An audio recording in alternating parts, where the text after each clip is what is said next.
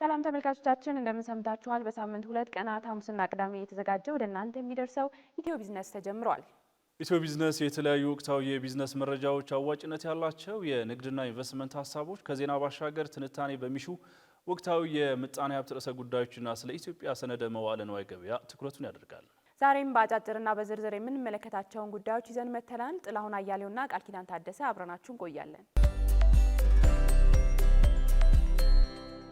ተመልካቾቻችን ቀዳሚ ወዳደረግነው መረጃ እንለፍ። የአፍሪካ ልማት ባንክ ለኢትዮጵያ ካፒታል ገበያ ልማት የ$400,000 ድጋፍ ማድረጉን ገለጸ።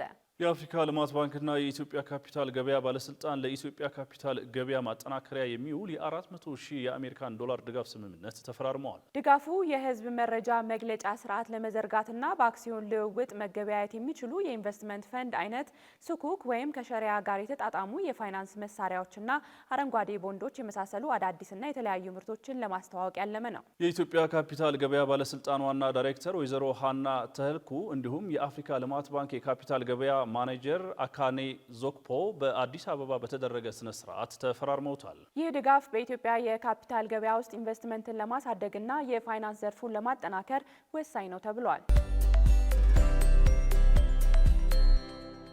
ኢትዮጵያ የአፍሪካ ነፃ ንግድ ቀጠና ስምምነትን ለመተግበር ከስትራቴጂክ ዝግጅት ጀምሮ እስከ ታሪፍ ህትመት ያሉ ስራዎችን መጨረሻዋ ተገልጿል። በሀገሪቱ በአጭር ጊዜ ውስጥ ይፋዊ በሆነ ስነ ስርዓት የንግድ ስምምነቱን ተግባራዊ ማድረግ እንደምትጀምርም የንግድና ቀጠናዊ ትስስር ሚኒስቴር ገልጿል። የአፍሪካ ነፃ ንግድ ቀጠና ስምምነትን በመፈረምና በፓርላማ በማጽደቅ ከቀዳሚዎቹ ሀገራት አንዷ የሆነችው ኢትዮጵያ የግብይት ሂደቱ እንዴት ይፈጸማል፣ አሰራሩት በምን ሁኔታ የህግ ማዕቀፎች ይመራል የሚሉና መሰል ጉዳዮችን የያዘ ስትራቴጂ ያዘጋጀች ሲሆን በተለይም የቀረጥ ስርዓት የሚመራበት ሰነድ በገንዘብ ሚኒስቴር ተዘጋጅቷል ነው የተባለው።